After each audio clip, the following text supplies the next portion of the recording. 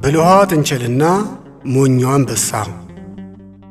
ከዕለታት በአንድ ቀን በአንዲት ለምለም ሀገር ውስጥ ጥቅጥቅ ያለ ጫካ ይገኝ ነበር። በዚህ ጫካ የሚኖሩት እንስሳት ሁሉ የሚተዳደሩት እጅግ ጉልበተኛ በሆነ ክፉ አንበሳ ነበር። አንበሳው በዚህ ምድር እኔን የሚያሸንፍ ምንም አይነት ፍጥረት የለም የሚል አስተሳሰብ ነበረው። እናም በጣም ትዕቢተኛ ሆነ። በጉልበቱ የሚፈልገውን ነገር በፈለገው ጊዜ ያገኝ ነበር። በዚህም በጫካው የሚኖሩት እንስሳት በሙሉ አብዝተው ይፈሩት፣ ደግሞም በጣም ይጠሉት ነበር። አንድ ቀን አንበሳው ተራበ። እናም እንስሳቱን ሁሉ ወደ ቤቱ ጠርቶ ዛሬ በጣም ርቦኛል፣ ከእናንተ መካከል ለአሁን እራት የሚሆነኝ ማን ነው ብሎ ጠየቃቸው። እንስሳቱም የመበላት ዕጣው ሊደርሰን ይችላል በሚል ስሜት በፍርሃት መንቀጥቀጥ ጀመሩ።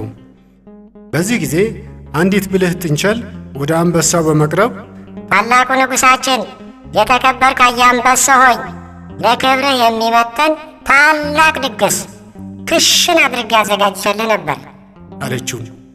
እኮ የታለ ምግቡ አለ አንበሳው በቁጣ እያገሳ። ጥንቸሏም ያዘጋጀችለትን ወጥመድ በልቧ እያሰበች ምግቡ ተዘጋጅቷል፣ ነገር ግን ያን የመሰለ ድግስ፣ ስንት ቅቤ የፈሰሰበት ልዩ ድግስ ለአንተ እንዳላቀርብ ተከልክያለሁ አለች። አንበሳውም እኮ ማን ነው ደፋር?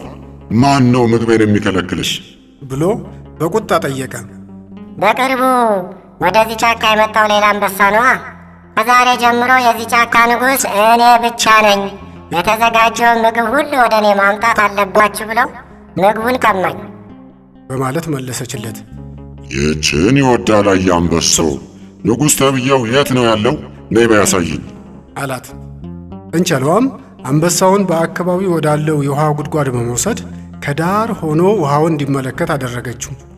አንበሳው ውሃው ላይ ሲያፈጥ ተንጸባርቆ የራሱን ምስል ቢያይም ሌላ አንበሳ የተመለከተ መስሎት በጣም በቁጣ ገሳ። በውሃው ላይ ያለው ምስልም እንደሱ በቁጣ ሲያገሳ አየ። በዚህ ጊዜ ውሃ ውስጥ ያለ የመሰለውን አንበሳ ለማጥቃት በኃይለኛው ዘሎ ውሃ ውስጥ ገባ። ቢሆንም ውሃው ውስጥ ሌላ አንበሳ አልነበረም። ይልቁንስ የጉድጓዱ ውሃ በጣም ጥልቅ ነበር። አንበሳው እየተፍጨረጨረ ለመዋኘት ሞከረ፣ ነገር ግን ለመውጣት አልቻለም፣ ሰምጦ ቀረ። በዚህ ጊዜ ብልኋ ጥንቸል በደስታ እየዘለለች መሳቅ ጀመረች። ሌሎቹም እንስሳት በአንበሳው ከመበላት ስለዳኑ ነፃነታቸውን በእልልታ ማክበር ጀመሩ። ከጥንቸሏም ከጉልበት ይልቅ የአእምሮ ችሎታ የበለጠ ውጤታማ ያደርጋል የሚለውን ትልቅ ትምህርት ወሰዱ።